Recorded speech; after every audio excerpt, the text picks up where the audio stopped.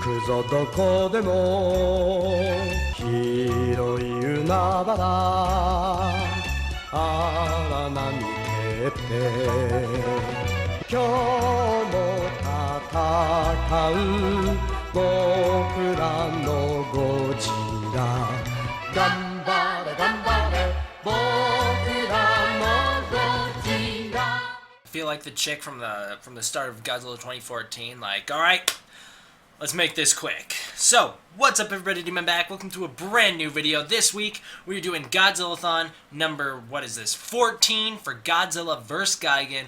The reason I say let's make this quick is because although I like this movie, I don't have anything to say about it. I know you're like, oh, you say this every single time and then you rant about the movie, or you go on about the movie for an hour. So I don't think that's going to actually happen this time, just because I found myself, although I do like this movie, kind of uninterested in it. Like, nothing really happens in it. It's a very basic movie.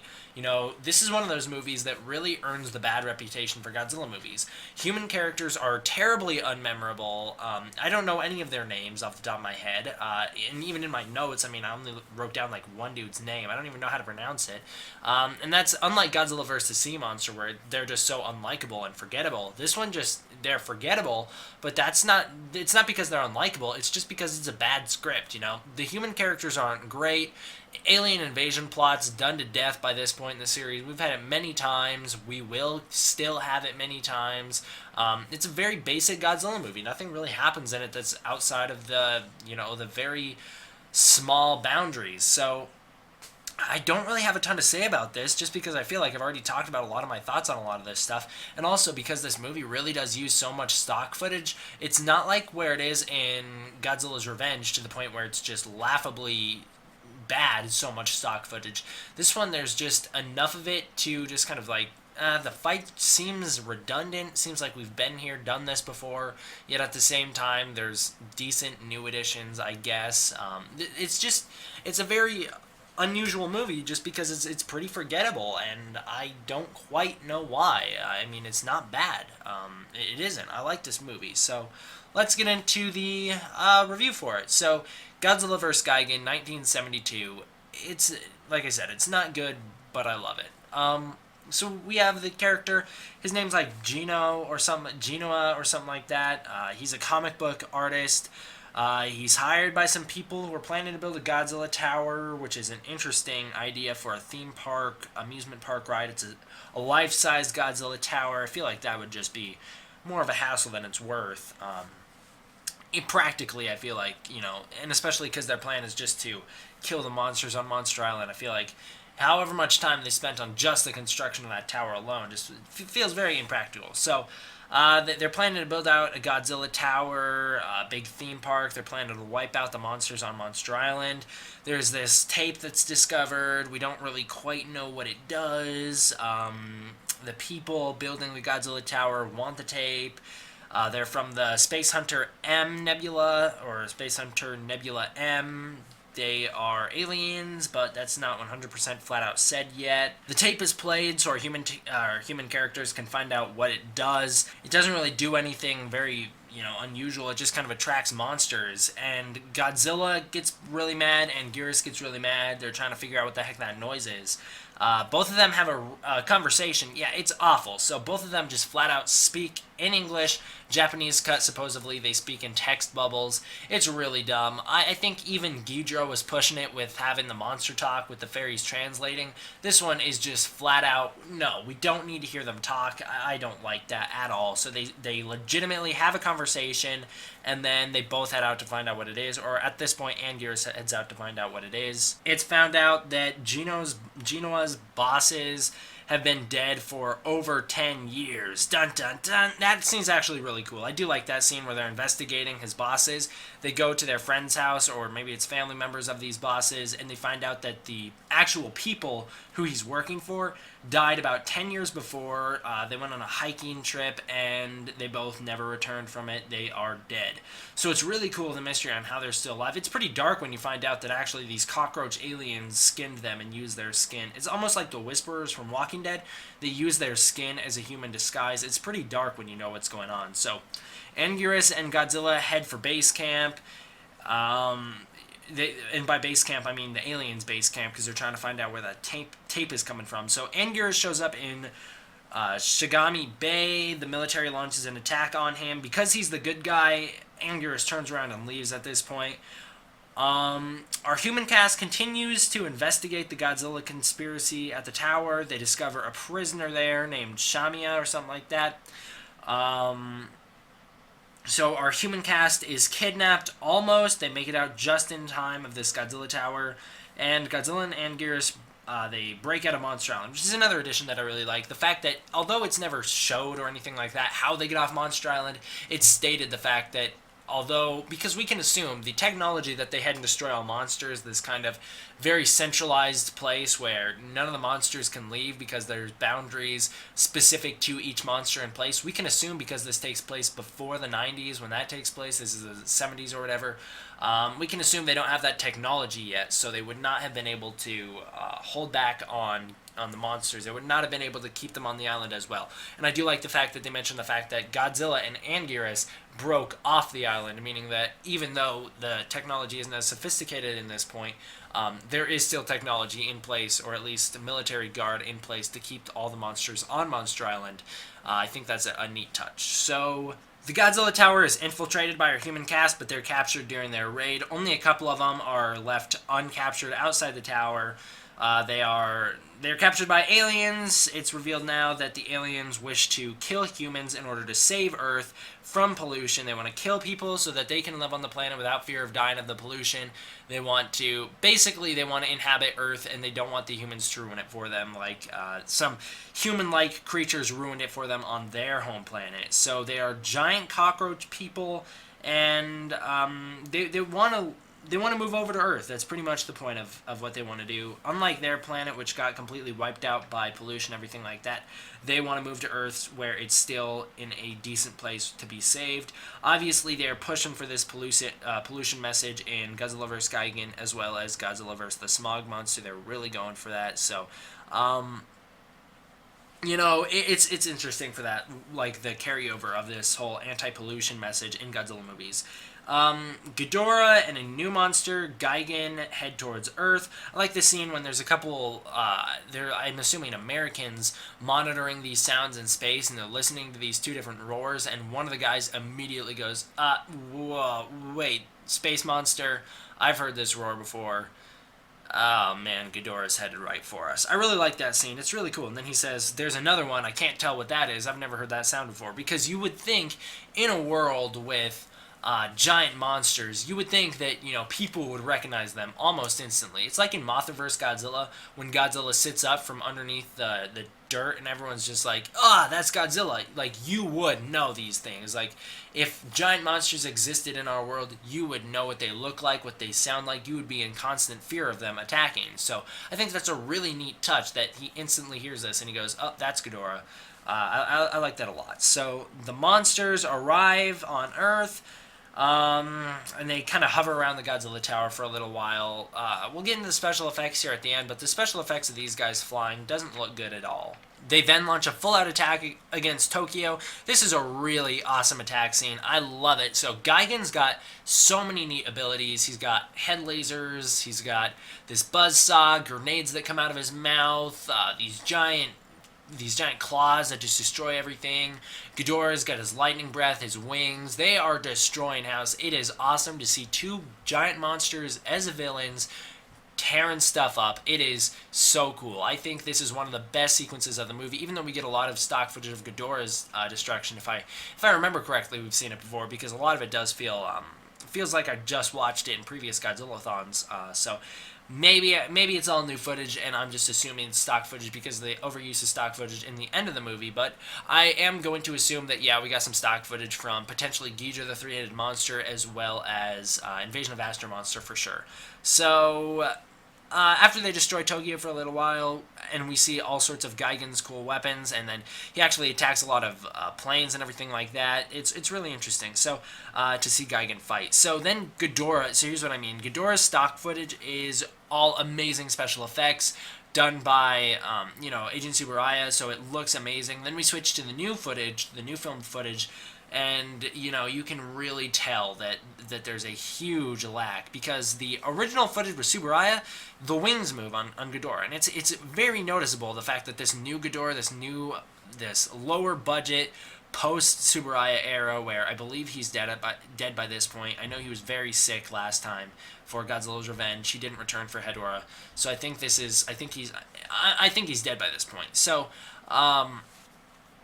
yeah, so his footage looks incredible, and then you switch to this new footage where Ghidorah is really stiff, doesn't move at all, just kind of like is almost like he's dragged across the screen with no life to him. It's very noticeable, and it doesn't look good. Godzilla makes landfall in Tokyo while it's being destroyed. It's awesome. Godzilla's really cool in this movie. Although the suit is from Son of Godzilla, and it looks terrible. As a little kid, I used to always question, like, why does Godzilla always look so much dumber when he's in the water? Now that I'm older, I realize it's because Toho didn't like to get their Godzilla suits wet, so they would reuse old Godzilla suits and get those wet. So that's actually the suit from Son of Godzilla in the water. And as a little kid, I used to always be like, how come his eyes look so, like, retarded here, and yet in the next scene he looks awesome again? It's because, like I said, they reuse old suits so their new ones don't fall apart. Even though this Godzilla suit in this movie has been used so many times, a lot of people like to make fun of the fact that the arms are falling apart. The arms are falling apart, the legs are falling apart, the tail's falling apart. It was like that last movie. It's like that even worse in this movie. It just, Toho was in a pickle here. So the next suit looks really retarded, and it doesn't get better until, I think, Godzilla vs. Mechagodzilla. 2 movies later, the suit just looks absolutely god-awful. Godzilla gets really ticked off, and he goes straight for Ghidorah. Oh, that's a great scene. So Godzilla, Ghidorah, Gigan, and Anguirus all line up, and they're looking at each other. It's like a 2v2. They're staring at each other from opposite ends of the battlefield. It's so cool because Godzilla is so done with Ghidorah by this point. In the series, Godzilla has fought Ghidorah in Ghidorah the Three-Headed Monster, in Invasion of the Astro Monster. Here is his 3rd time in continuity in the storyline fighting Ghidorah. He hates this guy. It's his mortal enemy. He has fought him multiple times in previous movies. He wants him dead. And I think it's awesome the way he does not even look at Gigan. He goes straight for Ghidorah, straight for the kill shot. It's so cool. And then Gigan will later on take on Godzilla, and it's pretty sweet. But I just think that's really awesome. It's like the same way that when you watch Invasion of Astro Monster, the second all of the monsters lose control, all the monsters' mind control gets lost, they all look at each other for a minute like, what the hell's going on? And then immediately Godzilla attacks Ghidorah. I think it's awesome because it just shows how much these two hate each other. So he goes straight for Ghidorah, attacks him, and Anguirus shows up in the fight. He fights Gigan, and Anguirus is trampled on. Godzilla's double teamed. Godzilla bleeds a lot, so does Anguirus. Anguirus runs head first into the buzzsaw. Godzilla gets his neck cut open, his shoulder cut open. He gets his head beat in at one point. Really, really cool. I also think it's really sweet to see a monster that can show the physical damage on Godzilla. I know Tsuburaya didn't like to show the blood or anything like that, but I think it's really cool to see just how menacing Gigan is if he can make Godzilla bleed. Mechagodzilla does the same thing in Godzilla vs. Mechagodzilla, just blood everywhere in that movie as well. I think it's awesome. So, now, after Godzilla and Anguirus bleed quite a bit, we have lots of stock footage from previous fights. Godzilla vs. Ghidorah, none of the footage there seems new at all. It just seems like it's all reused from Ghidorah the Three-Headed Monster, Destroy All Monsters, Invasion of Astro Monster. Anguirus beats up Godzilla, and for a while, Anguirus and Ghidorah actually win. Godzilla comes back. He comes back to face the Godzilla Tower. This is another cool scene. So Godzilla falls over. He stands up and he's looking straight at the Godzilla Tower. He has a great moment because he rubs his eyes to try and figure out what the heck's going on, and then he gets blasted by some lasers from the Godzilla Tower. This is where Godzilla's actually taken out of the fight. He loses here because the lasers from the Godzilla Tower are too powerful for him. The Godzilla Tower is eventually destroyed. You'd think that Godzilla would intentionally destroy that thing. He's actually more kind of knocked into it, and it destroys, and then he kind of tramples on it a little bit more. So, the Godzilla Tower is destroyed. The alien cockroaches die. They revert to their cockroach form. The aliens lose control of Gigan and Ghidorah, obviously. So this is where stuff gets real. Godzilla gets up out of nowhere. He kind of gets all his energy back out of nowhere. It's not instant either. So what happens is the Godzilla Tower is destroyed. The alien control of the monsters is lost. Gigan and Ghidorah both kind of look at each other like, oh, why are we here? And then Godzilla and Anguirus are kind of there, and they're like, oh, we gotta kill these guys. And then King Ghidorah as well as Gigan are like, well, that's not gonna happen. Let's just finish these two off. So they beat them up for a little bit longer. This is where Godzilla's head's beat in with Gigan's giant claws. So then after a little bit, Godzilla winds up getting all his energy back out of nowhere. Even as a little kid, I would question, why does Godzilla get all his energy back out of nowhere? It doesn't make a lot of sense. He more of just gets back up out of nowhere and is like, yeah, I'm ready to fight, let's do it. So Godzilla gets up out of nowhere. Gigan tries to retreat so many times. Godzilla blasts him out of the sky time after time as he's trying to fly away. Eventually, Ghidorah and Gigan are forced to retreat and leave Earth when Godzilla and Anguirus both team up on them. That's this movie. There's nothing, like I said, it's very basic. The best part of this movie, obviously, is this end fight, although you've seen a lot of the footage before. So the reason that the fight is so cool is because you have two fights happening simultaneously. You have Godzilla and Ghidorah, Anguirus and Gigan. It's really cool to see these two different fights happening at the same time. Very chaotic. It's awesome. I love that when they have multiple fights going on at once. We get the same kind of thing whenever we have these double team battles. I think it's so cool. I always love that. So, yeah, guys, the movie, like I said, it's kind of basic. Nothing really incredible happens. It's not going to be one of the standouts of the Showa series, that's for sure. It does kind of get swept under the rug. I always liked it as a kid. I still like it. I find it very entertaining. It doesn't drag a lot. It is a very different in tone kind of movie to the previous ones, so the series kind of went down a more childlike direction. This one takes it more to a darker direction, and then the next movie is going to be very jarring because it jumps straight back to the child stuff, and it does feel very uneven in this later half of the Showa series, that's for sure. The original Showa series is more of a progression from very, very dark and serious. We slowly get into that kind of campy area towards Destroy All Monsters and Son of Godzilla, with only one hiccup in between being King Kong vs. Godzilla. And the later half of the Showa series just is all over the frickin' place. Then you have Godzilla vs. Mechagodzilla, just this crazy action movie, very fun and entertaining. And then you go to just Terror of Mechagodzilla, which is just so bleak and sad, and it's all over the place. This whole second half of the Showa series did not know what it wanted to do with itself. So let's talk about the music. The music is amazing in this movie, but none of it's new. I feel like we've heard it all before, tons of stock music. Frankenstein Conquers the World, after seeing that movie, I realized how much of that movie's music is used in this movie, and I personally love the Frankenstein Conquers the World soundtrack. It's so heavy on the bass and the brass. I think it's awesome. I think it's very epic. So I love the fact that it's used in this movie. You have a lot of Destroy All Monsters music used in this movie, and then you have some other Godzilla themes used in throughout. There is some original music for this movie, which is also awesome. In particular, Godzilla's March, the one that has the Japanese words. I think that march, it plays at the start of this video. I think it's so good. I listen to that thing over and over again. I love it. It's a lot of fun. At one point or another, I knew all the words. I still knew some of them. I still know some of them. I know the actual translation for them, but I used to know the Japanese. I don't know it as well anymore, just because now that I have more of a variety of music, I don't have to listen to that one over and over and over again. But I do know some of it. So I think the music in this movie is great, even though, a lot of people might just say, oh, it's stock music. So the effects, they're not bad. I mean, none of the effects in this movie are bad. The only thing that stands out is Ghidorah and Gigan's flying is really jarring compared to the stock footage, which, that's not bad. I mean, the new footage isn't terrible. It's just the fact that Tsuburaya does such a good job, it's hard to top him, and, they don't. They can't.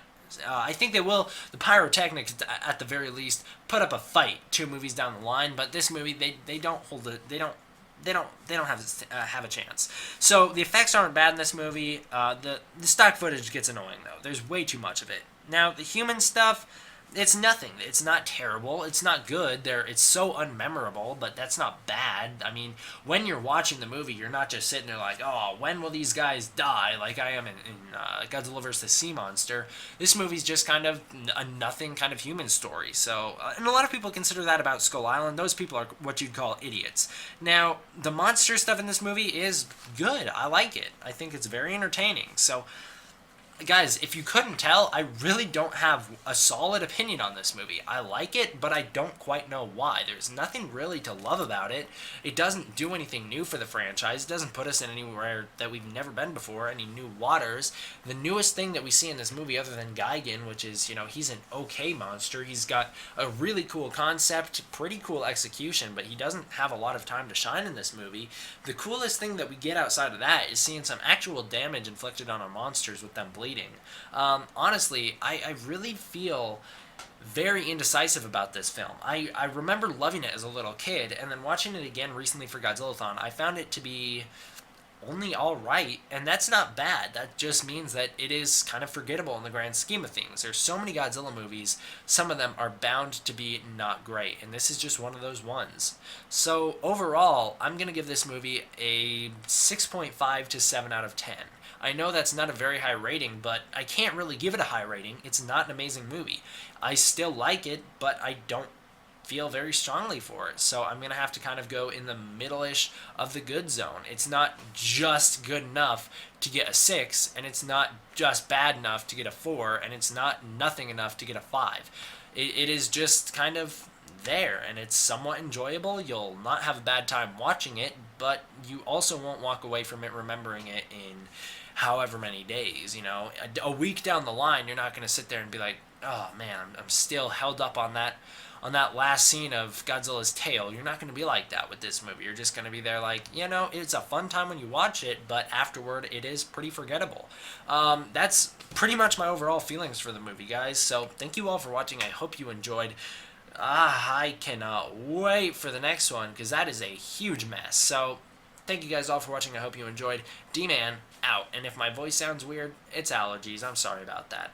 知ってるさ知ってるさ誰でも知ってる知ってるさギョロギョロ目ん玉でっかい尻尾見かけはちょっきり怖いけど